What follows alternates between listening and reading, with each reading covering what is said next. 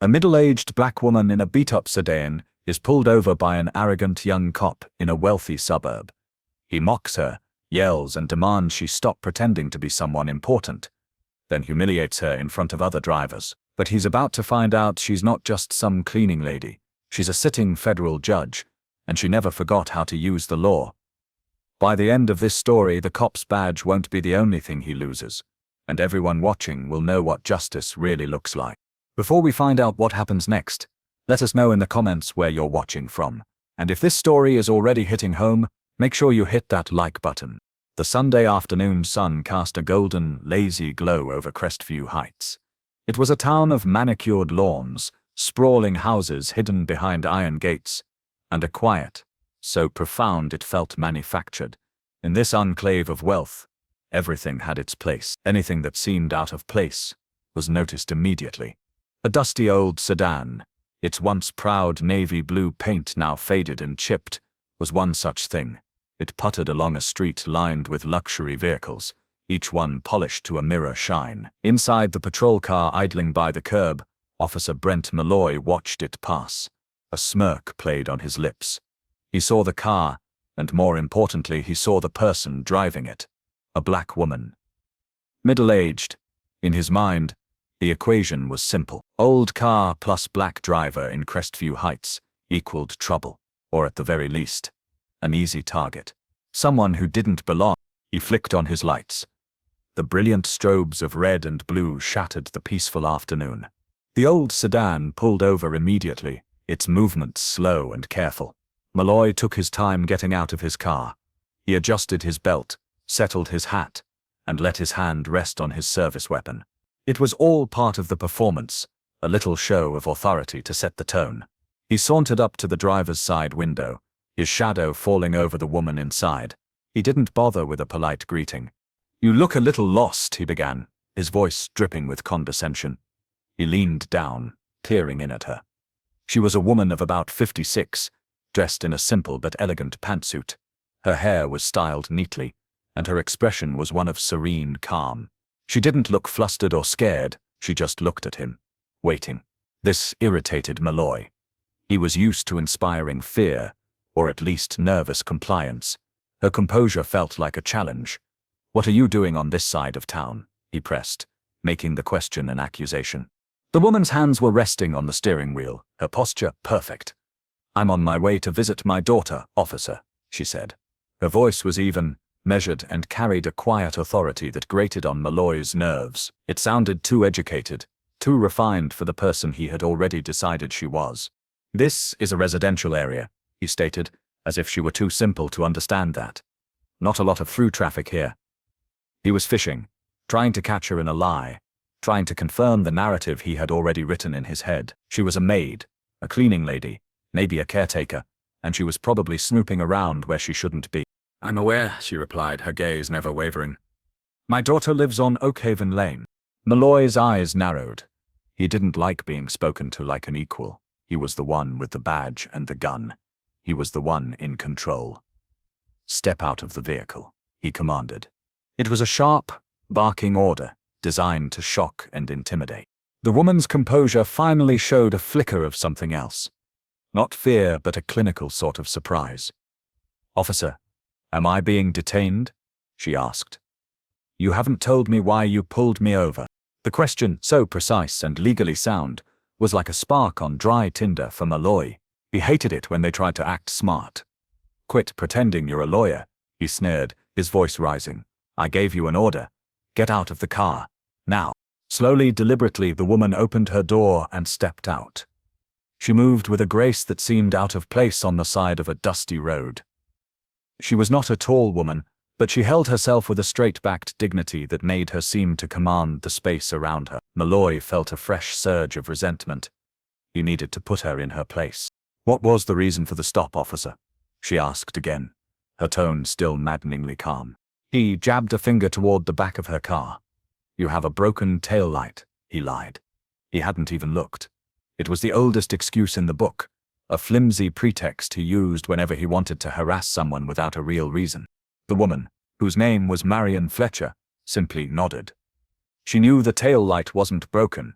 She had checked her car that very morning. But she didn't argue the point. She understood the game being played. "I see," she said. "May I provide my license and registration?" "Give it," he grunted.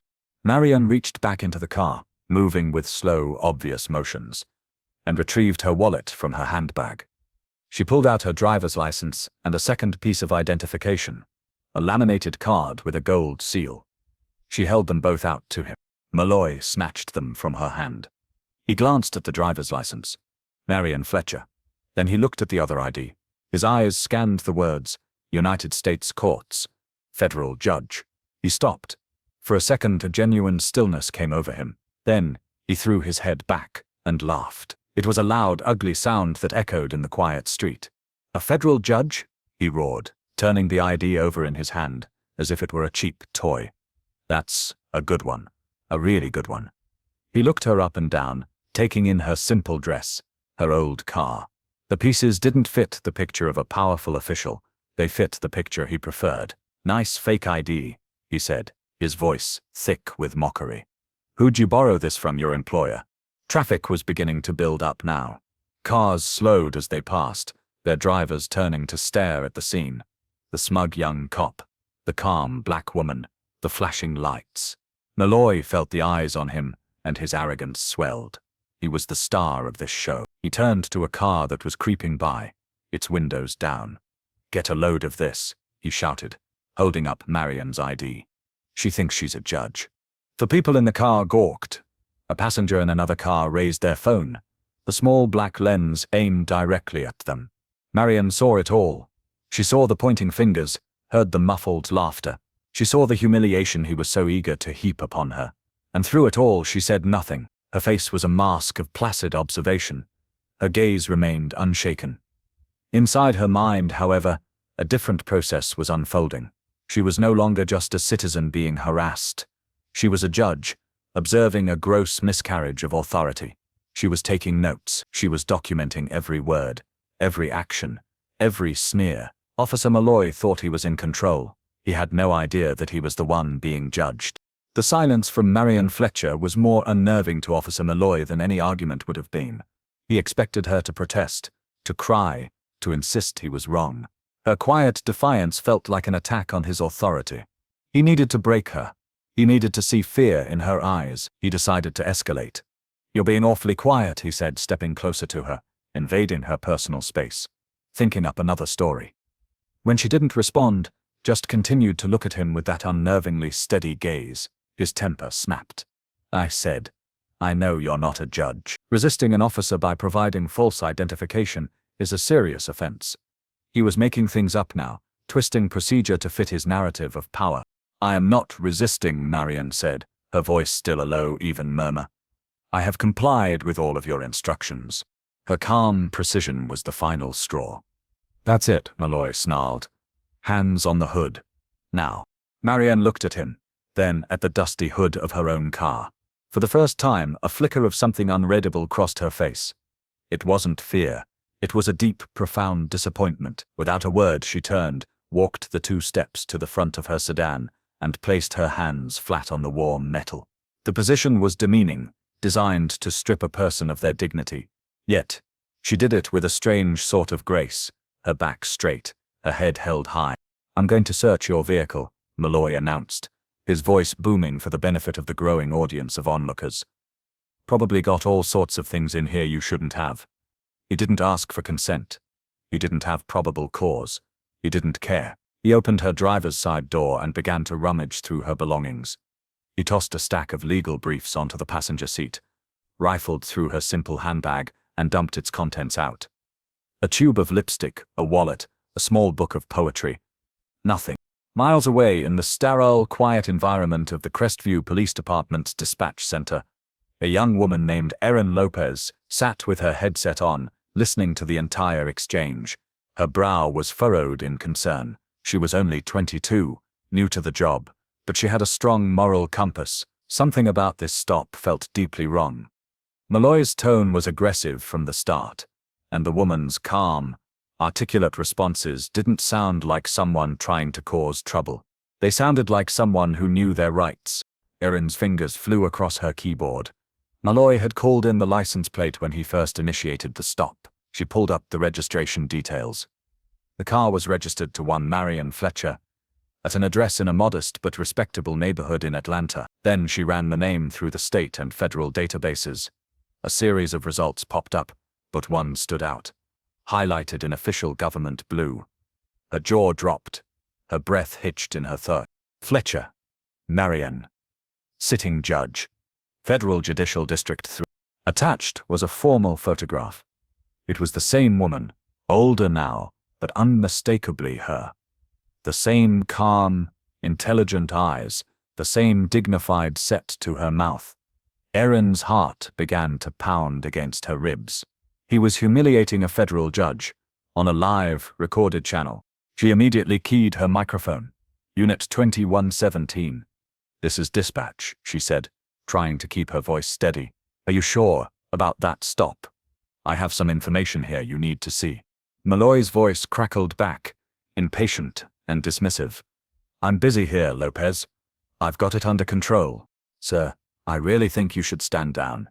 Erin insisted, her voice rising with urgency. "The identification she gave you, it's real. My system confirms it." There was a pause. Then Malloy's voice came back, colder and harder than before. "I know what I'm doing, Lopez. This one's not who she says she is. Don't question my judgment on the scene again.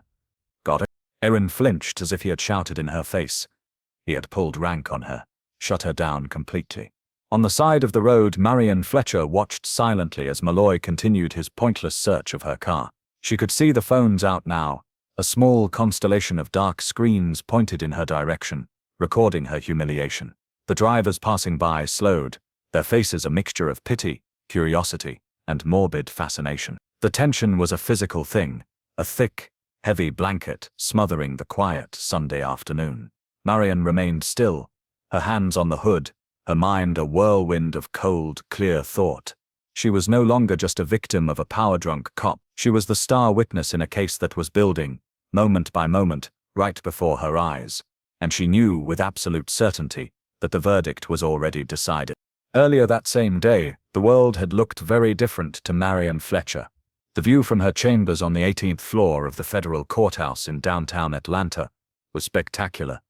The city sprawled out beneath her, a vibrant tapestry of steel, glass, and green. It was a view of power, of the vast legal machinery that she helped to command. But Marion rarely spent much time looking out the window. Her focus was always on the people, the cases, the endless stream of human struggle and legal complexity that crossed her desk. Today was Sunday, and her driver, a kindly man named Arthur, had called in sick. Her daughter, who lived across town in Crestview, was expecting her for a late lunch. Her assistant, a sharp young man named David, was horrified at the thought of her driving herself. "Ma'am, with all due respect, it's not safe," he had insisted, following her as she walked toward the private elevator. "Let me call for a courthouse vehicle, or a car service. You shouldn't be driving alone, especially not in your car." He didn't need to finish the sentence. Everyone in her office knew about Marion's old sedan. It was a running joke, a source of gentle bewilderment. Why would a woman of her stature, a federal judge with a lifetime appointment, choose to drive a 20-year-old car with peeling paint and a finicky radio? Marion paused at the elevator and turned to David, a warm, knowing smile on her face. "David," she said, her voice gentle but firm, "how can I possibly sit in judgment of the people of this city if I don't live among them? If I'm sealed away in black cars and secluded behind security details," she patted his arm, "I need to feel the pavement. I need to wait in traffic. I need to see things from the ground, not just from the 18th floor." It was her mantra, a core piece of her identity. She had come from a humble background, working her way through law school at night, while raising her daughter alone. She had faced prejudice and underestimation at every turn. She had never forgotten the sting of being dismissed, of being looked down upon. Now, robed in the immense power of the federal judiciary, she was terrified of becoming one of the people who had once dismissed her. So she clung to these small acts of normalcy, driving her own car, doing her own grocery shopping, living a life that kept her connected to the very people whose fates she held in her hands. "Never forget what injustice feels like," she often told her clerks. "The moment you become too comfortable, too removed, is the moment you lose the right to sit on that bench." David still looked worried. "But a federal judge, the risks." Marian's smile widened slightly. A playful, mischievous glint appeared in her eyes. "Let them underestimate me," she said softly. "Sometimes it's the most powerful position to be in." With that, she stepped into the elevator, leaving her anxious assistant behind. Down in the secure garage, she walked past sleek black town cars and imposing SUVs, her heels clicking on the clean concrete. She stopped at her own vehicle, the dusty blue sedan, looking small and out of place among the symbols of official power. She ran a hand over its dented fender. This car was a part of her. It was a reminder of where she came from, and a shield against the arrogance that power so often bred. As she got in and turned the key, the engine sputtering to life with a familiar grumble, she felt a sense of peace. She was just Marian, a mother on her way to see her daughter. She had no robe, no guards, no fanfare, just her quiet presence and the unshakable certainty of who she was. She had no idea that in just a few short hours, her simple philosophy, "Let them underestimate me," would be put to the ultimate test. Back in the frantic quiet of the dispatch center, Erin Lopez felt a cold knot of dread tightening in her stomach. Malloy had shut her down, but she couldn't let it go.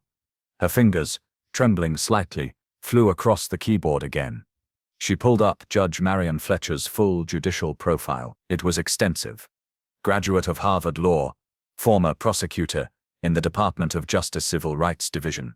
Appointed to the federal bench 12 years ago, her biography was a stunning list of accomplishments, a testament to a brilliant legal mind dedicated to public service. Then Erin started scanning the summaries of her most notable cases. A chill went down her spine. Judge Fletcher was known for her fierce and meticulous rulings on cases involving official misconduct. There it was, in black and white, a landmark case, where she had personally overseen the reform of a city's police department after finding a pattern of wrongful arrests and excessive force. Another case where she had held a municipal government in contempt for ignoring corruption within its ranks. She was a giant in the world of civil rights law, a person who had dedicated her life to holding power accountable. And Officer Brent Malloy, drunk on his own minor authority, was at this very moment treating her like a common criminal on the side of a public road. "Oh my God," Erin whispered to the empty room, her voice barely audible. She pressed her hand to her mouth. "He has no idea? He has no idea." On the side of Oakhaven Drive, the scene was reaching its farcical conclusion. Malloy, having found nothing of interest in Marian's car besides what looked like boring paperwork, slammed the door shut. He strutted back to where Marian stood, a look of triumph on his face, as if his failure to find anything incriminating was somehow proof of her guilt. "All right," he announced, loudly, pulling out his ticket book. "Since you want to play games, you can have a souvenir." He began writing with furious, jerky motions. Marian watched him, her expression unreadable. She remained completely silent. This silence was her weapon. It was a shield he couldn't penetrate, and a mirror that reflected his own ugliness back at him. She wasn't fighting him on his terms. She was operating on a completely different level, one he couldn't even perceive. Her mind was a calm, orderly space, amidst the chaos he had created. She was observing the state of his uniform, slightly rumpled, the way his hand shook almost imperceptibly as he wrote the ticket, a sign of the adrenaline and anger coursing through him. The make and model of the cars passing by, the faces of the people filming. She noted the time. She noted the lack of any other officers on the scene. She noted his failure to read her rights. He thought he was writing a ticket. In her mind, she was drafting a legal complaint. Malloy tore the slip of paper from his book with a flourish. "Here," he said, thrusting it at her. "A ticket for the broken tail light, and another one for false impersonation of a government official. You can tell your story to the real judge." The irony of his words hung in the air, completely lost on him. Marian took the tickets. She didn't look at them. Her eyes remained locked on his. For the first time, she allowed a fraction of the immense, formidable power she possessed to show in her gaze. It wasn't anger. It was something far more chilling, pure, undiluted authority. Malloy felt it, though he didn't understand it. He felt a sudden, inexplicable urge to take a step back. Marian finally spoke, her voice still quiet, but now it carried the weight of a gavel striking oak. "Are we concluded here, Officer Malloy?" she asked, reading his name from the ticket. He was momentarily speechless, thrown off by her sudden shift in demeanor. He just grunted, an affirmative, eager for the confrontation to be over. He had won, he told himself. He had put her in her place. "Thank you for your time," Marian said. The words were polite, but they landed like stones. She turned, got back into her old sedan, and closed the door. She started the engine, pulled carefully back onto the road, and drove away, leaving Officer Malloy standing in a cloud of exhaust and simmering rage. He watched her go, a smug smile returning to his face. He felt powerful. He felt vindicated. He was utterly and completely oblivious to the fact that he had just single-handedly ruined his own life. Her quiet departure was not a retreat. It was the calm before a storm of unimaginable force. Erin Lopez sat frozen at her console, her heart thumping a frantic rhythm against her ribs. The channel was clear. The stop was over. Judge Fletcher had driven away. But the incident replayed in Erin's mind, a sickening loop of disrespect and abuse of power. She knew she had a choice to make. She could follow Malloy's order, stay quiet and pretend it never happened. That was the safe choice. She was new, a rookie dispatcher on probation, making waves, questioning a veteran officer. That was a good way to find herself out of a job. The unspoken rule in any precinct was to protect your own, right or wrong.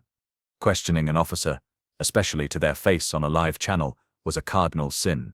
But then she thought of the woman in that car. The quiet dignity she had projected, even while being humiliated. She thought of the title, federal judge, a woman who had reached the pinnacle of the legal profession. A woman who held corrupt departments accountable, being treated like dirt by a cop on a power trip. Erin's conscience wouldn't let her be silent.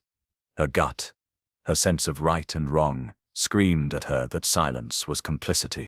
Her on-duty supervisor was still out at a long lunch, unreachable.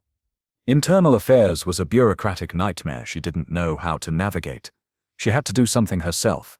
Right now, her hands, now steady with a newfound resolve, moved with purpose. First, she typed up a quick, formal email to her supervisor's private account.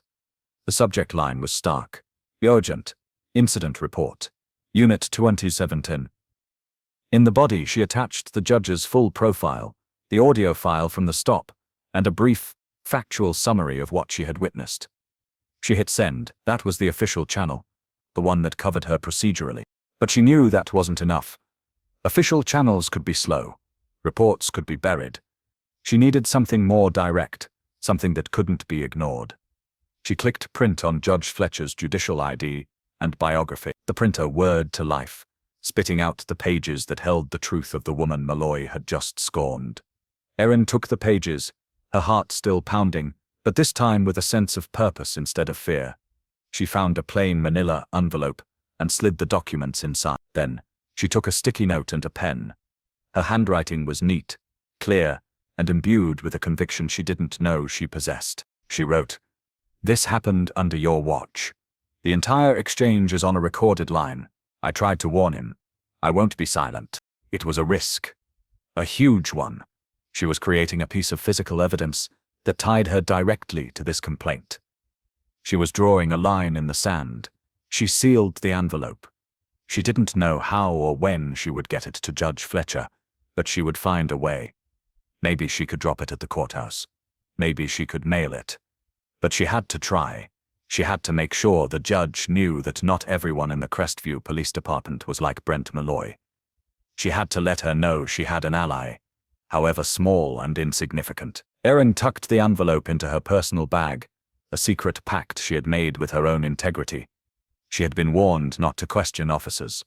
But no one had told her what to do when an officer was so catastrophically, profoundly wrong. Back at the Crestview station, Officer Brent Malloy was on top of the world. He swaggered into the break room, the story of his triumph already polished and ready for telling. A few of his colleagues were there, sipping stale coffee. "You guys are not gonna believe this," Malloy started, leaning against a counter with a practiced casualness.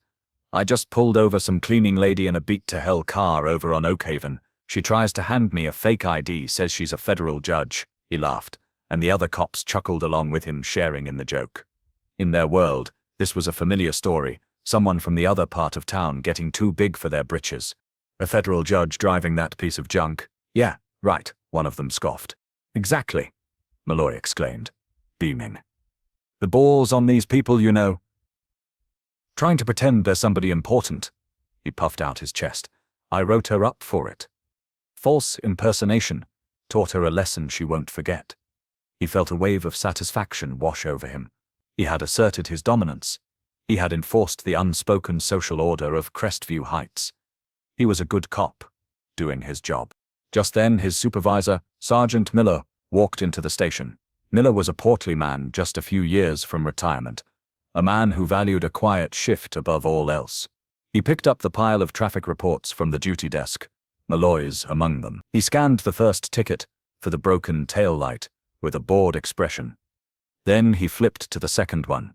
His eyes stopped on the violation, false impersonation of a government official. He read the name, Marion Fletcher. Miller's expression, usually one of mild indifference, slowly began to change. The name sounded vaguely familiar. He walked over to his office, sat down heavily in his squeaking chair, and typed Judge Marion Fletcher into the search bar on his computer. The first result was the official website for the United States courts. The second was her official portrait. The third was a news article about a major police corruption case she had presided over. The color drained from Sergeant Miller's face. His mouth opened slightly, but no words came out. The pen he was holding slipped from his suddenly numb fingers and clattered onto his desk. He stared at the screen, at the picture of the powerful, stern-looking woman, and pictured her standing on the side of the road next to a dusty sedan. A cold sweat broke out on his forehead. He rose from his chair, his movement stiff, and walked to the door of his office. "Malloy," he bellowed, his voice tight with a new, raw urgency. "In my office, now."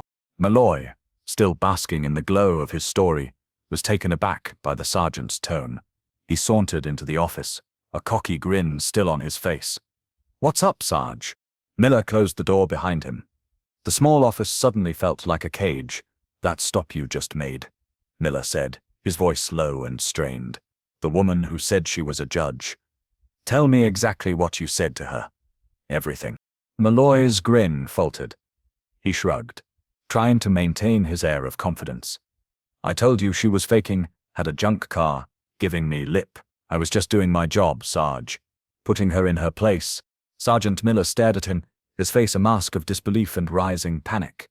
He saw no remorse, no understanding in Malloy's eyes, just the same propriety arrogance that had likely caused this mess.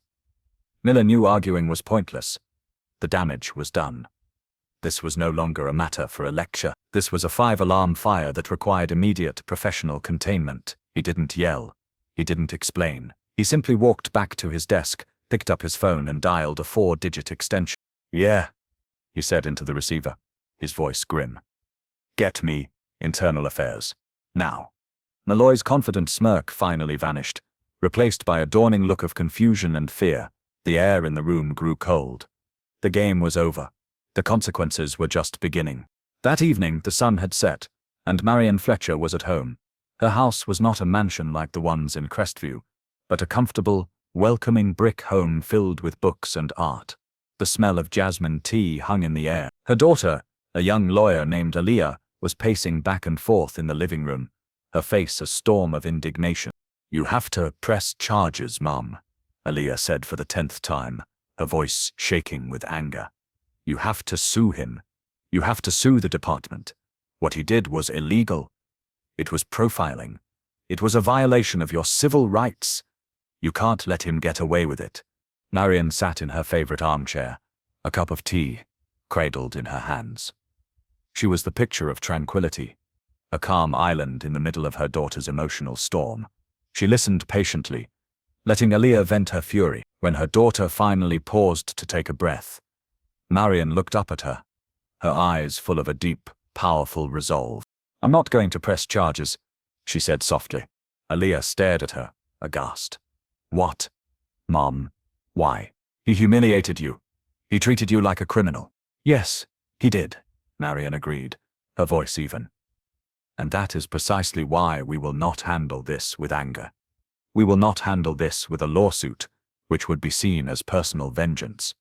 We do this by the book, Aaliyah. We use the system, the right way. We make it about the institution, not about me. She had spent her entire career fighting to prove that the law was a tool for justice, not a weapon for personal gain. This was the ultimate test of that principle.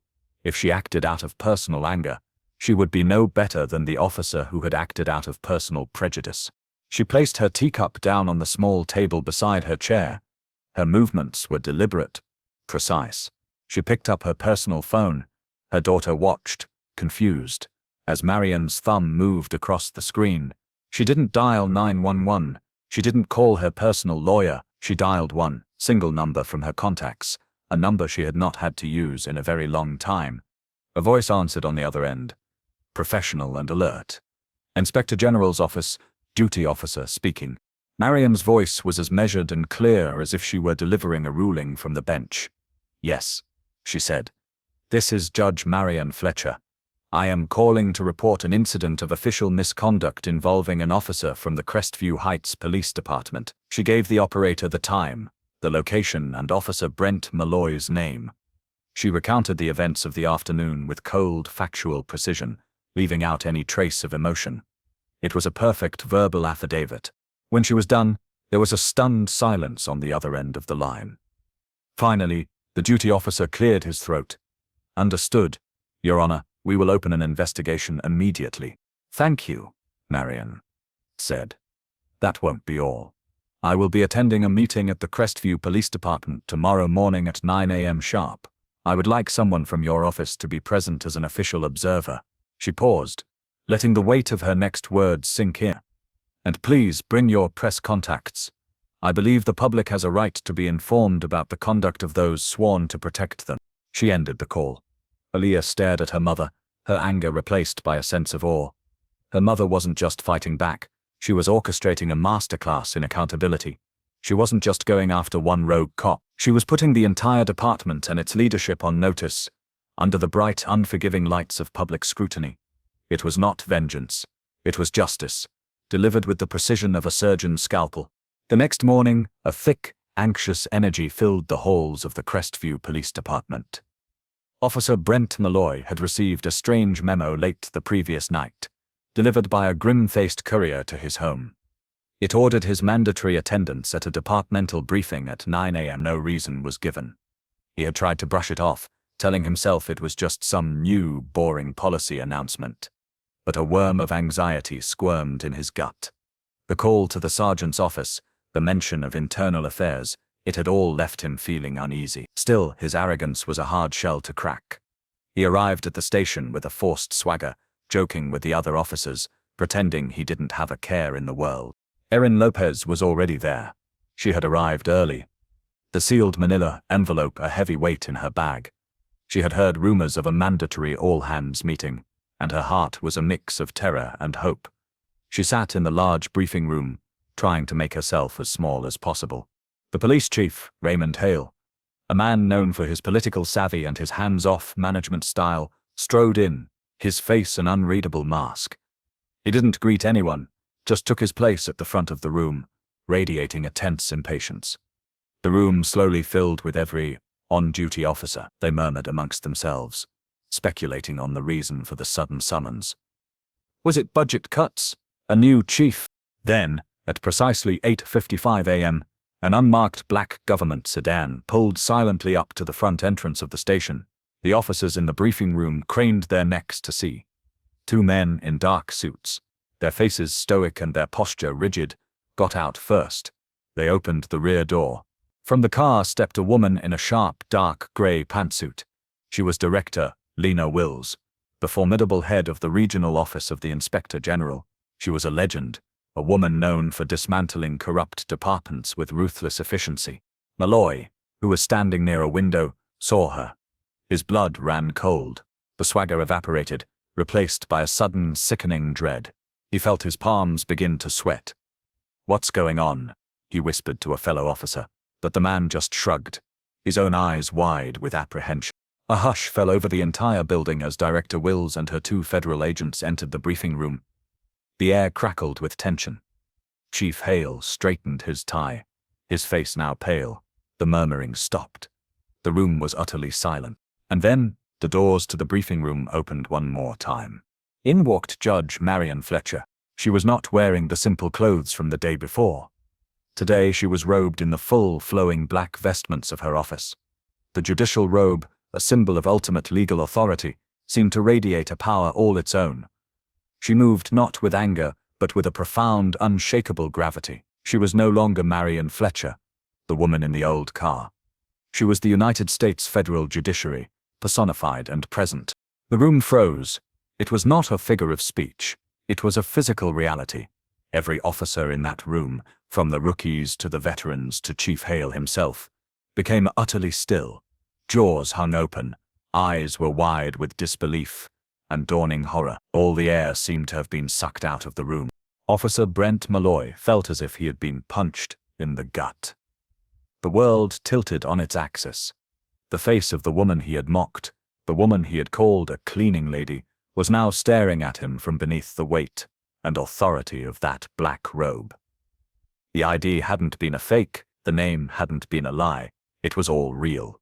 And in that one shattering moment of recognition, he understood that his life as he knew it was over. Judge Fletcher walked slowly to the front of the room, her robes whispering against the floor. She stood beside Chief Hale, but she looked far more in command than he did. She surveyed the sea of stunned, silent faces, her gaze sweeping over them like a searchlight. Her eyes finally landed on Officer Brent Malloy. He tried to look away, but he couldn't. He was pinned by her gaze, a bug under a microscope. When she spoke, her voice was not loud, but it filled every corner of the room. It was calm, clear, and carried the unassailable weight of the law. "Good morning, officers," she began.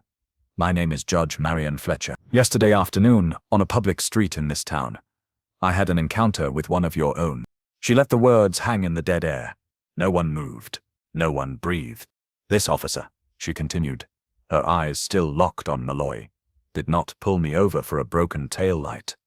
He pulled me over because he made an assumption based on my gender, my race, and the age of my car. He made an assumption about who I was and where I belonged." A low murmur rippled through the room, which she silenced with a single, steady look. "He disrespected me," she said, her voice dropping slightly, becoming even more powerful in its quiet intensity. "But that is not the most important crime. What he did was disrespected the badge you all wear. He disrespected the oath you all took. He used the color of law to engage in a personal campaign of harassment and humiliation." She turned to an aide who moved to a large television screen at the front of the room. "I believe in evidence," the judge stated. "Let's review the officer's own account of the incident."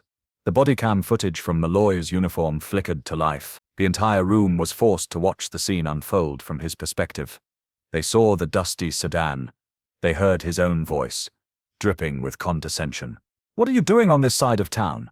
They heard him mock her, yell at her. They saw her, calm and dignified, as he laughed at her federal identification.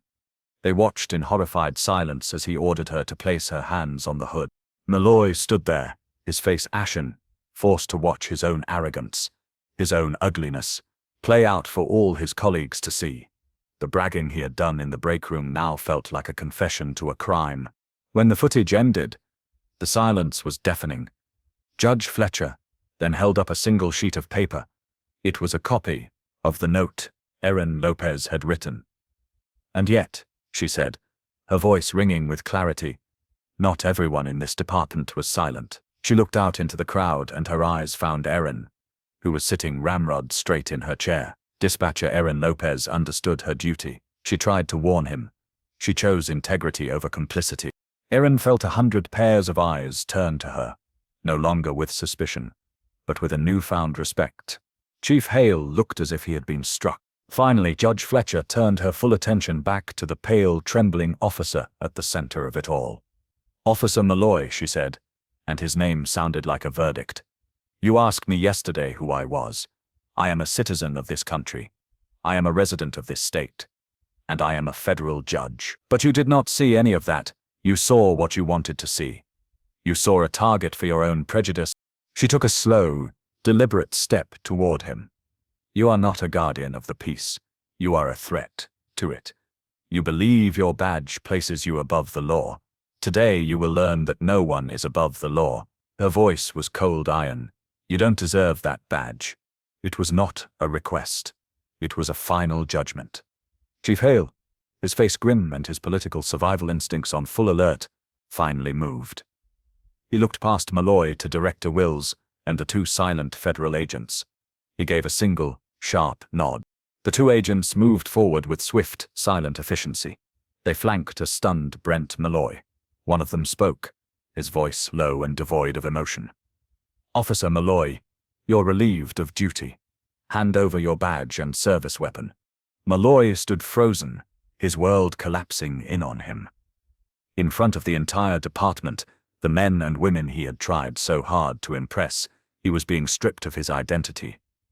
One of the agents gently but firmly took his sidearm from its holster. The other reached out and unclipped the shiny silver badge from his uniform shirt. Fired. Publicly. Humiliatingly.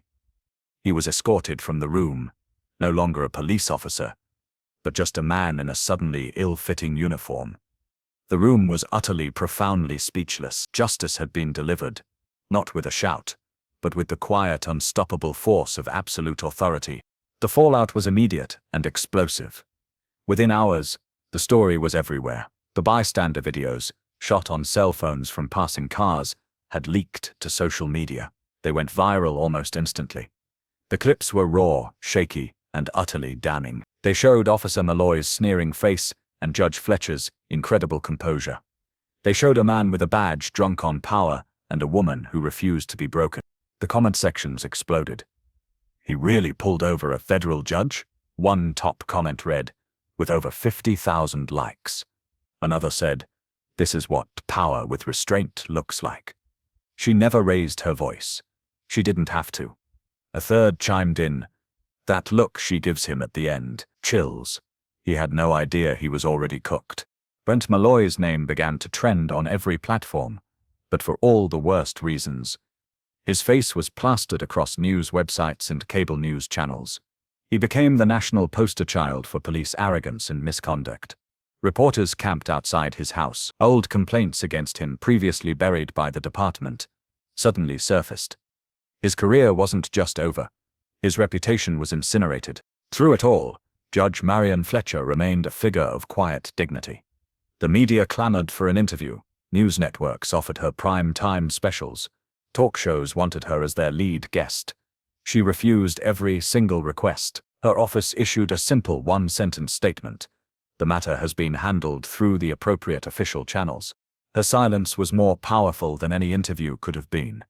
By refusing to gloat, by refusing to put herself at the center of the story, she amplified the lesson. This wasn't about her. It was about the principle. Her refusal to speak forced the world to focus on the facts of the case. The body cam footage, the viral videos, the simple, undeniable truth of what had happened on that quiet suburban street. She let the evidence, and the public's reaction to it, be her verdict. But while one career was ending in disgrace, another was just beginning. The story of the brave young dispatcher who tried to intervene reached the highest levels. Erin Lopez received a call not from her supervisor, but from an office in Washington, D.C. It was the Department of Justice. They had heard about her integrity, her courage under pressure, and her clear-headed commitment to doing the right thing. They were so impressed that they offered her a position in their public affairs and communications division, a role where her moral clarity would be an asset, not a liability. She tearfully accepted. Justice, it turned out, wasn't just about punishment. It was also about reward. It was about lifting up the people who chose to do the right thing, even when it was the hardest thing to do. The system had worked, not because it was perfect, but because two women, one at the very top of the legal world, and one at the very bottom of the command chain, had refused to let injustice stand. A week later, Judge Marion Fletcher was back in her chambers, the quiet hum of the courthouse a familiar comfort. The storm of media attention had finally begun to die down. The world was already moving on to the next viral moment. but in the halls of power and in police departments across the country, the story had left a permanent mark. Her assistant, David, came into her office with a stack of legal journals. He paused by her desk, a look of genuine curiosity on his face. "Ma'am," he asked quietly, "if you don't mind me asking, was it worth it? The media, the threats, the ugliness of it all?" Marianne was looking out the window, down at the sprawling city below. She could see the endless river of cars, tiny specks moving along the arteries of the metropolis. Each one held a person, a story, a life. For a moment, she was silent. Then she turned to him, a small, resolute smile on her lips. "He didn't see a federal judge, David," she said. "He saw a black woman in an old car, and he assumed she was powerless. He assumed she was nobody. He and every officer who watched that video, every person who shared that story, will now think twice before they make that assumption again. They'll look at a person and wonder, who might they be? They'll hesitate before they look down on someone again." She looked back out the window. "So, yes, it was worth it." David nodded, a deep respect in his eyes. He left her to her thoughts. The camera of the mind pans across her large oak desk. It passes over stacks of files and law books. It comes to rest on a small, simple brass plaque, a gift from her late husband years ago. It was her personal creed, the philosophy that had guided her entire life and career. Engraved in the metal were 6 simple words. "Power isn't loud, it's precise." She looked at her reflection in the vast window of her chamber. She saw not just a judge, but a woman, a mother, a citizen. Her expression was strong, her presence undeniable. She had not sought the fight, but when it came to her, she had met it not with rage, but with the calm, unyielding and precise application of the very justice she had sworn to uphold. In a world so quick to judge by appearances, we often forget a fundamental truth. Justice doesn't always wear a uniform or arrive in a flashing police car. Sometimes, it wears patience as its armor. Sometimes, it drives a dusty old sedan down a quiet street. It can be underestimated, overlooked, and disrespected. But its nature is to observe, to wait, and to endure. And when the moment finally comes for it to speak, its voice will be quiet, its words will be clear, and its judgment will be final. This wasn't just a lesson for one arrogant officer whose pride cost him his career. It was a powerful and necessary reminder for all of us. Respect is not a prize awarded by rank, or a privilege that comes with a uniform. It is a basic human decency, and it is something that is not earned by the power you hold, but something that is so easily and irrevocably lost by the pride you display. If this story about dignity and justice moved you, don't forget to subscribe for more inspiring stories like this one. What would you have done in this situation? Let us know below.